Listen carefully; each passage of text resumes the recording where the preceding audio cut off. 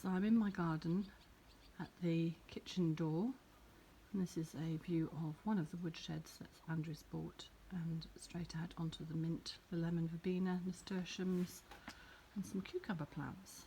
And also here's another woodshed of Andrew's. Lots of woodsheds here. Andrew does a lot of wood collecting, as you can see. And this is our kitchen. And then I walk along. The metal bits I mentioned before have now been filled with soil, ready for planting something. There's some chives and some comfrey. And then this is my outdoor seedlings potting, because it sometimes gets too hot and not enough rain in the greenhouse, and we've got a big huge water butt there. And I have two bins here with varying types of fertilizer growing in them, and the greenhouse completely bare and empty. It's July, near the end of July, and I need to start thinking about spring cabbages. This is what used to be the pond and is now a very beautiful lavender bed, and again in front of that some more pots of things that don't do so well in the greenhouse because it can be too warm. Wisteria, as I said before, this was frost damaged, had lots of blooms ready to come out on it, and they ended up looking like dead mice hanging on a string. So there's still a few blooms there. And these are the first steps up into the next section of the garden. And looking back, this is the patio section of the garden, bottom patio. I'm going to revisit. Look at that, what an amazing flower on a courgette that's growing. Huge courgettes, and there's one there. You can actually see the courgette. And then interestingly, this one has yellow leaves. It's a yellow courgette plant, and all of the courgette plants that are producing yellow ones have yellowing leaves. I'm not sure, it's some kind of deficiency. So I'm trying to see if I can get down in there to show you a yellow courgette, but the leaves just get in the way, so not sure it's going to happen. There we go. There's a courgette there. And then the bed of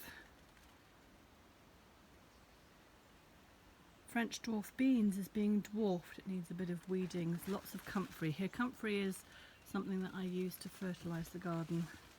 More courgettes. A really long one here. And then along the wall, three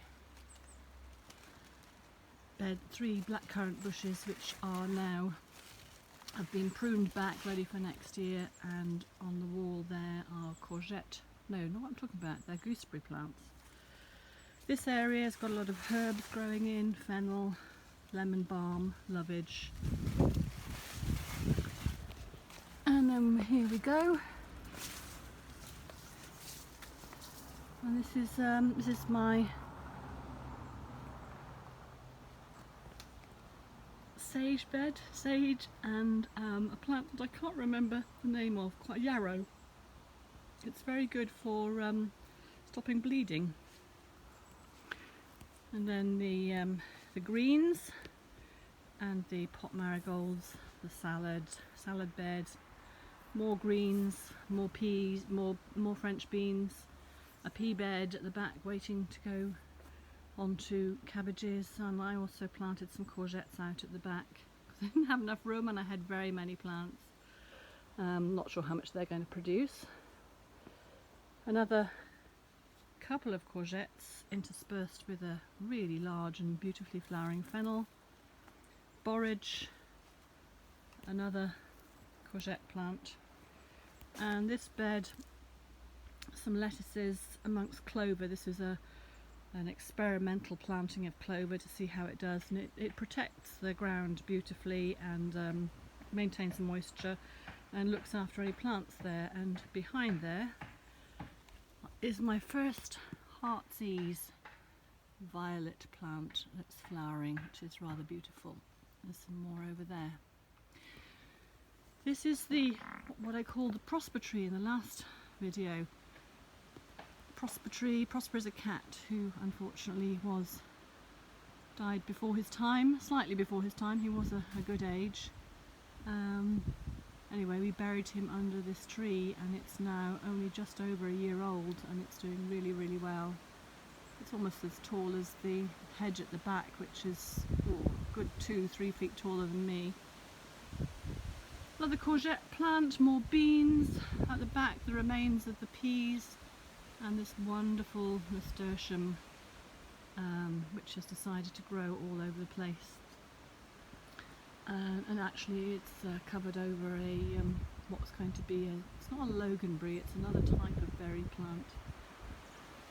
So, moving on around the garden.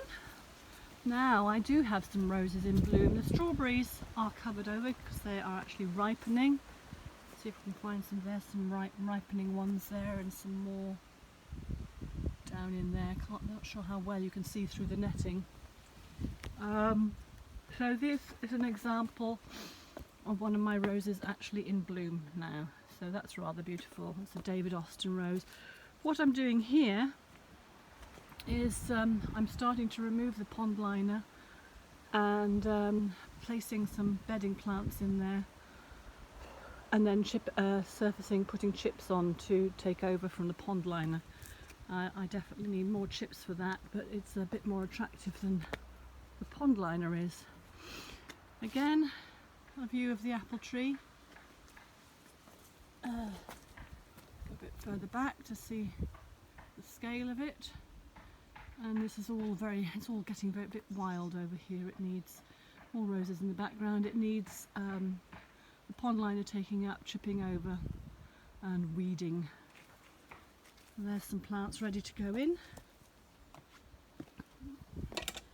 And here we have the steps that I mentioned before, and the area above the tall wall. We're going to plant something here, a tree as I said. At the moment it's actually burning garden waste. And then the top patio, there's the garden waste burner. As you can see, lots of weeds growing between the paving stones. That doesn't matter because the patio is going to be taken up.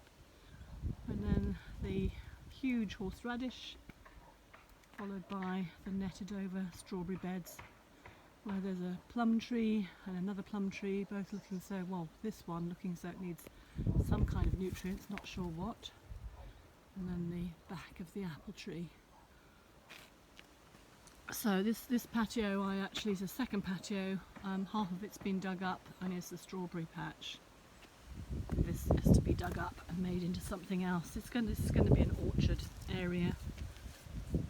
Homemade compost beds, apple tree, feverfew plants, more courgettes, and then this area that's covered with weeds, dead weeds, live weeds and mypeck. That's the area that needs to be dug up and planted, probably with some kind of small trees. And then we've had one of these really massively tall trees cut down, and the second one cut back. This is our neighbour's, and this fence needs to be taken out, a new wall put in, and a new fence all the way down, and hopefully these trees will be cut back to a decent size, if not to the ground, and a new fence put in all the way down to the house. So there now you can actually see a bit more of the house and the greenhouse and the view out the back and our next door neighbour. And that's it for today.